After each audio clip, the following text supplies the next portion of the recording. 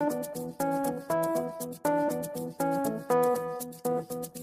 afternoon, ladies and gentlemen. Thank you very much for joining us. It's truly a pleasure and honor to be here to talk to you tonight.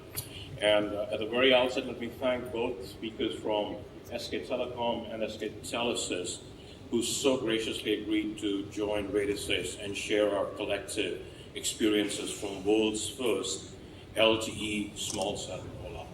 And so on that note, let me share with you a little bit more on how Radisys is enabling wireless infrastructure solutions end-to-end.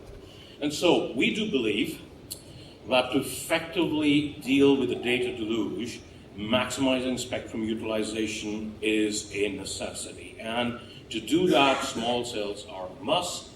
And to make these small cells function right in the network, a lot of secret sauce goes in the software. And that's where our focus is, to deliver software solutions for small cells.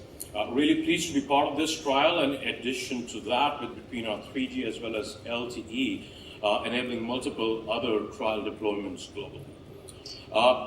Also then moving a little bit in the packet core with our undisputed market leadership position with our platforms, enabling a wide range of network functions in the packet core, both on control plane as well as data plane side, and then adding DPI capabilities, etc., to do QoS capabilities within the network. And finally, coming in the IMS domain, so our focus really is to also enable and bring solutions out that enable operators to monetize. Monetize not only voice, but also going forward video. And so very, very pleased to share with you that Radisys MRF, in partnership with Mavenir, we've been enabling the first voice over LTE rollout with Metro PCS and more.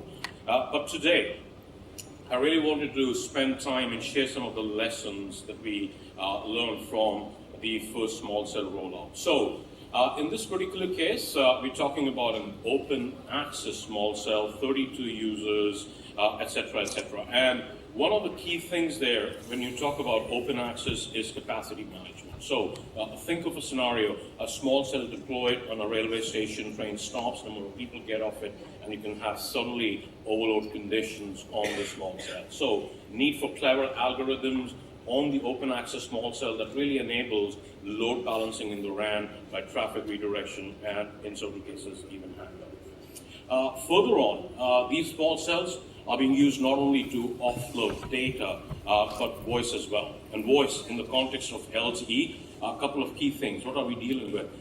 Very high number of small packet sizes that are very, very latency sensitive. So smarts, again, in the small cell needed in terms of TTI bundling, as well as semi-persistent schedulers, etc., to make all of that work. And you just saw the mean opinion score numbers from SK Telecom in terms of what they're seeing out there. Finally, touching a little bit about self-organizing. So, in this particular case, it's a core channel deployment, 10 megahertz wide, 2x2 MIMO supported, etc.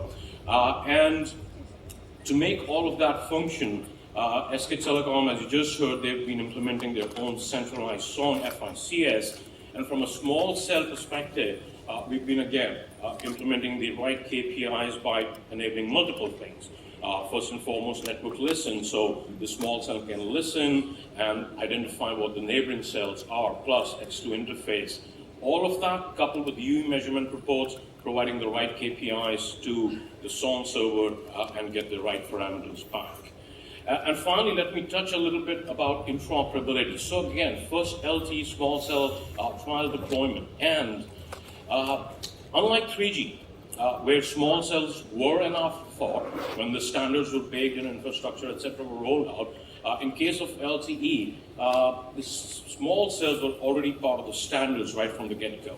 And so when we went out there, we finally found, not to say that there were no interoperability issues, yes there were, the standards are still dripping wet, but the number of issues that we ran into, I would say relatively speaking, given it was the first, were very, very low, and very effectively we were able to tackle with those issues. And did run into some issues on the UE devices side as well as S1, X2, so on and so forth, but no major showstopper in terms of those issues.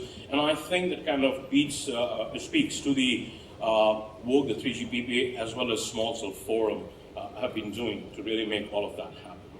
And I'll say last thing about interoperability. So sometimes we get this little myth that comes up in our industry saying to make a multi-vendor HETnet really work, the whole HETnet should be provided by a single vendor. And in this particular case, must I say, it was a multi-vendor HETnet, different vendors providing macro as well as small cells.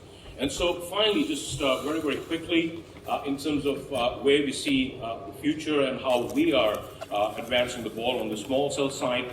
So very pleased to share with you, we've just started our first product announcement in partnership with Airspan on LTE-Advanced. So supporting EICIC, ABS, as well as soft frequency reuse.